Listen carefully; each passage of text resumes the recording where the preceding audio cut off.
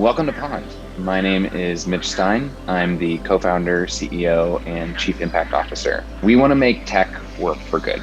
So we're highlighting and uplifting the critical parts of the impact technology ecosystem through human conversations with the leaders and shapers of the industry. Let's jump in. Meet Gauri Manglik, a researcher at heart that brought her patience for experimentation to iterate for years on a better grant management experience for nonprofits with Instrumentl. Gauri, thanks so much for joining us. Could you start off by introducing yourself and giving us a little background on the company? Yeah, thanks for having me. So my name is Gauri. I'm the CEO and co-founder of Instrumentl. Instrumentl is a SaaS platform for nonprofits to help them be effective and efficient with their institutional fundraising.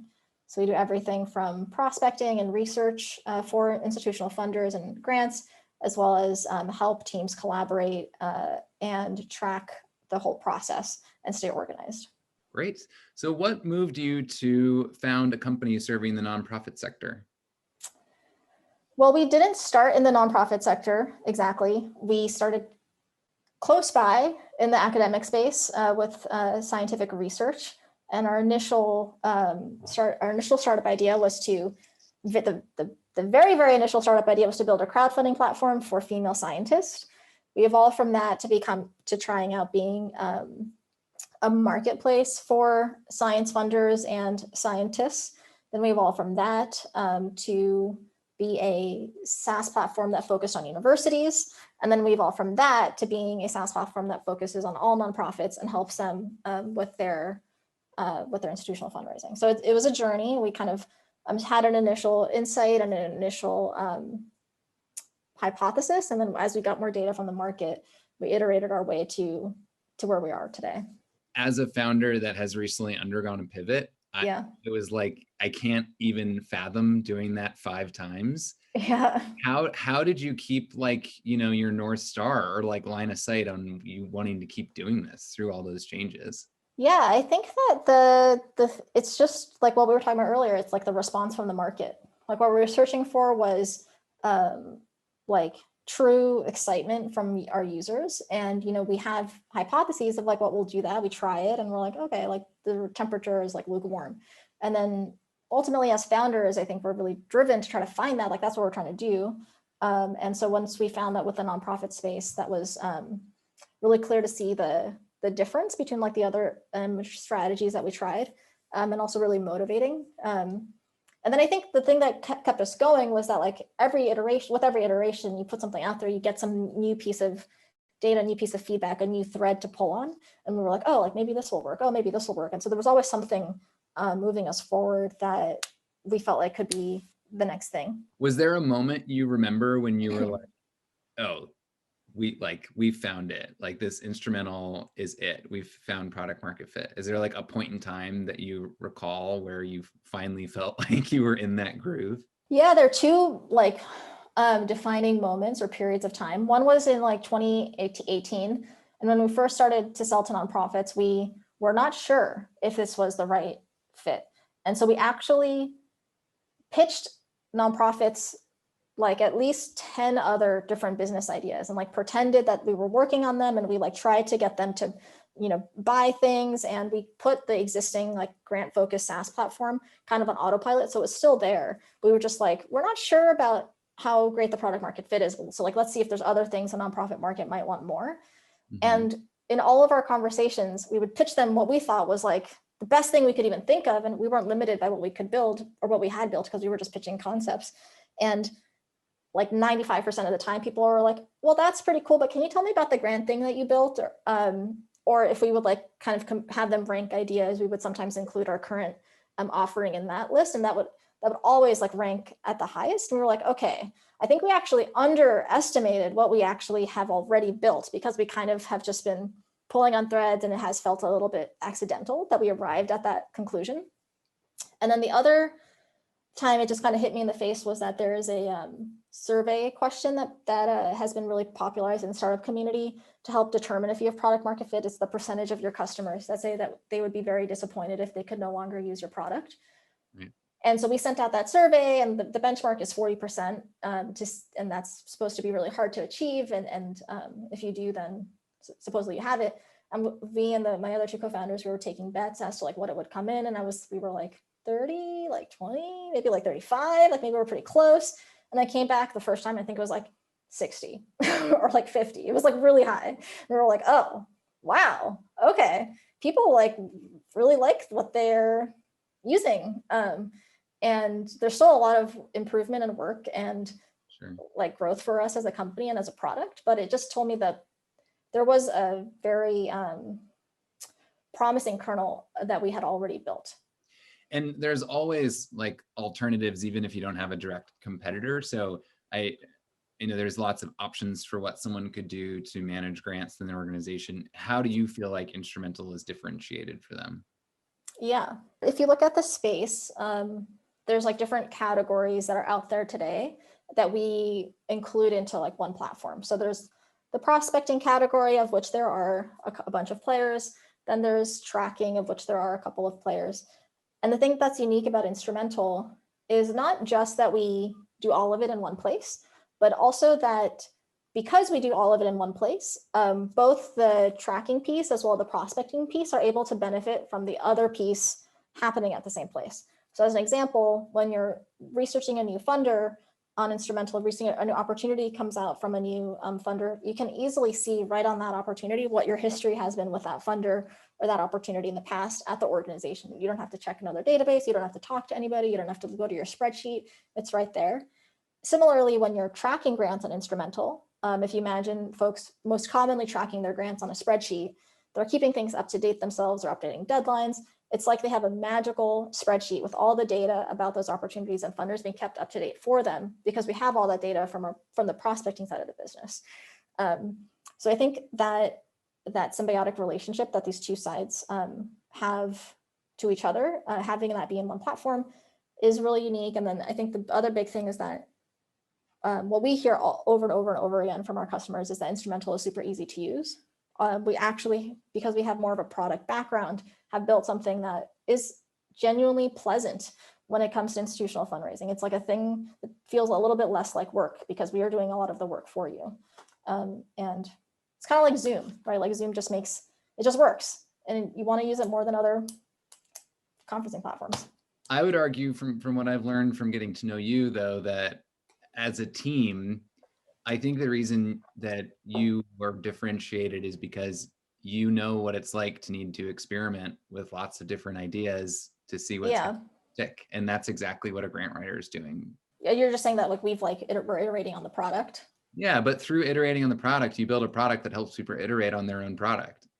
Yeah, I see what you're saying. I think that we are, I think, different than the other players in this space, and that we have we're obsessive about talking to our customers and making improvements.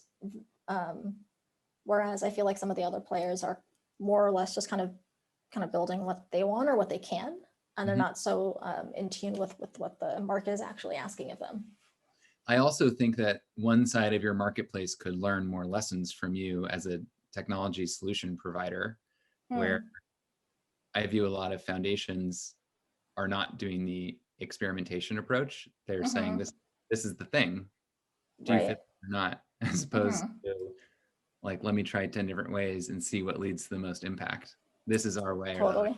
We have tried to work with funders and foundations and have them be part of the platform, but we kind of ran into what you were mentioning, which is just the problem around incentives in a nonprofit market are just not what you might expect coming from like a for-profit world. And I know you kind of got into the nonprofit sector by like experimentation, but I feel like anybody that's working in the space has sort of caught the bug of it feeling good to help others and help others that help others. So is there a cause or organization or event or something that sticks out in your mind as really touching or meaningful? Yeah, I mean, it happens like daily. We're talking to customers or potential customers like every single day, several times a day. I think that we started in the environmental space when we first started out because we have to have all the grant data. We had to actually launch market by market initially. That space is really close to my heart, really close to my co-founders' hearts. They both worked in that space in the past. We work with tons of zoos and museums, and organizations doing great work. They're working on mitigating climate change. And then what was cool recently is that an organization that my dad is actually on the board of, which helps with literacy in India. They actually came around recently and are probably going to be a customer of ours. And so that was cool to have something, an organization that I like kind of grew up being aware of, actually use a thing that I built to help them be more successful in furthering their mission. That's so cool. Oh, Yeah. Yeah. Those full circle moments are pretty fun. Yeah. And I know we were talking earlier about hiring. I just think the way companies hire says a lot about the service or product they deliver, because it's going to dictate who's on your team. So when you think, and you've made some recent hires, when you think about bringing new people on board, what are the cultural principles that you're most focused on either in finding or instilling in people, and how does that translate to the work? We kind of self-select for people like this, I think, because it's just the nature of the domain. But obviously, like, we need people, we want people who care about the work that we're doing. We want people who feel connected to the work of nonprofits and feel inspired by furthering their missions. And so when you have people like that on your team, often they're like nice and friendly, collaborative. That's also like the vibe that we try to have at the company. Because we're still a pretty small team, we're not yet hitting 10 full-time people. We need everybody to be really like an owner, really have an owner's mindset. We're also a remote company even before the pandemic. And so I think with the remote company, it's even more important to have folks that have their own like sense of initiative and drive and want to push the company forward versus needing to be sort of like handheld. And then I think, as with any startup, like what we're looking for are folks that can like embrace the adventure. Well, like as we've talked about, things have changed. Like things change. We learn new information all the time, and not every person is the right fit for an environment like that. Sometimes people need more structure, more stability, and we're looking for folks who will be able to embrace the adventure. Yeah. There's a good friend of mine named Natalie Fratto. I'll send you the link after this, but she did a 5-minute TED talk on adaptability quotient as like the more appropriate measure of potential than IQ or EQ. That's super interesting.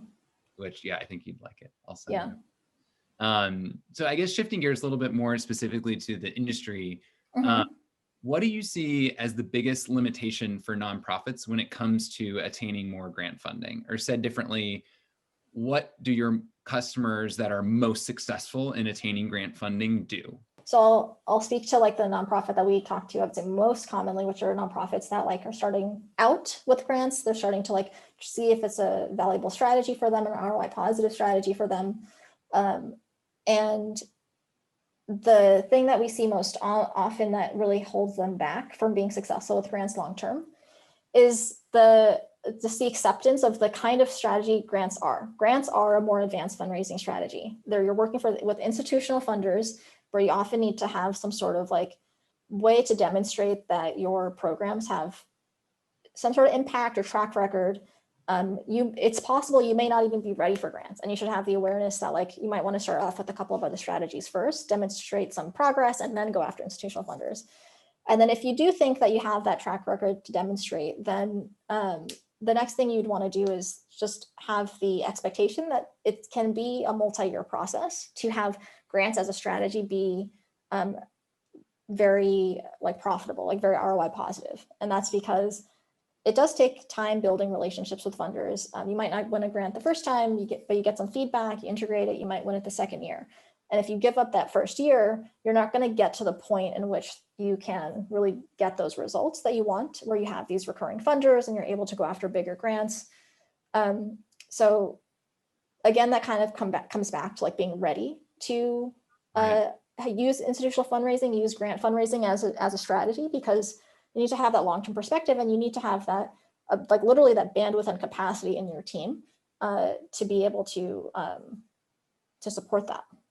And I guess when you talk about capacity or bandwidth, that's sort of a trade-off, or not trade-off, but comes in hand with tools. And often tools, just like Instrumentl, are only as good as the skills of the people that are using them. So what skills, I know you're a product developer, you make it as easy as possible. What skills distinguish like the better user from not, in terms of finding grant funding with Instrumentl? Yeah, so first is time, right? Like actually, we give you a lot of opportunities to take a look at, but you still have to do the work to select the ones that you want to go for and write the grants. So this still, go back, I'll just double click on that capacity. The second skill is having the right level of optimism when seeing a grant opportunity. So when people get started initially, they can get excited about opportunities that are not actually that good a fit for them because they don't have yet that skill of reading between the lines and going deep on what the funder's actual implicit preferences are. So that's something that comes with experience, but I think it can be jump started with just like this kind of more healthy skepticism of not assuming that every single grant is a good fit for you. The third piece I would say is relationship development, just having empathy for the funder, knowing that they're going to get like dozens and dozens of applications. So how can you help them? How can you stand out with them? How can you build that relationship? How can you demonstrate that you're the right recipient for a particular set of money that they want to allocate? The fourth piece is obviously writing a good application, an application that is impactful, powerful, easy to read, tells a story. And then the fifth piece I would say is like, if you win something, or even if you lose something, staying in touch, following up with the funder, with the feedback that they're giving you, making sure if you win the grant that you're sending your reporting deadlines on time, that they're high quality, making it like a no-brainer for that funder to just continue to give you that funding. Having all that in mind of what you want to bring out of people, right? Because I think most people have those capabilities. It's just a matter of, the right situations that revealed them. From a product development perspective, what features have you added to make that more easier, to make the tool successful for as many people as possible? So we match nonprofits to opportunities that they should check out. And we, through that, aim to reduce the time it takes to connect with an opportunity that's a good fit for them. When we connect them to these opportunities, we also give them easy access to 990 data in a user-friendly way so that a nonprofit can go deeper and see what this funder has funded in the past and really get a sense of those implicit preferences. We also, just in terms of streamlining the process, try to have everything in one place so that they don't have to go to like multiple different sites. And then the other piece is that we have just actually launched in beta and we'll be rolling out fully over the next few weeks is the ability to look up a nonprofit that is similar to you and see the funders who funded them. So that can often be a great way to find those funders that might be interested in what you're working on. And then, we have a whole kind of track, like a very simplified, easy to use, but powerful tracking system where you can stay organized, make sure you're doing follow-ups, making sure that your team knows where you're at with every opportunity so you can collaborate effectively. And you can also keep track of those reporting deadlines on the platform so you can continue to build those relationships if you do win a grant. Yeah, it seems to all come down to like building respect and maximizing time for yourself or the other person, right? So it's like whatever we can do to minimize your time and minimize their time reviewing what you sent them and making sure it's most relevant, like that's what's going to get you the right outcomes. With grant funding still being, is it the single biggest source of funding to the nonprofit sector still? Or no, individual giving is much bigger. Yeah.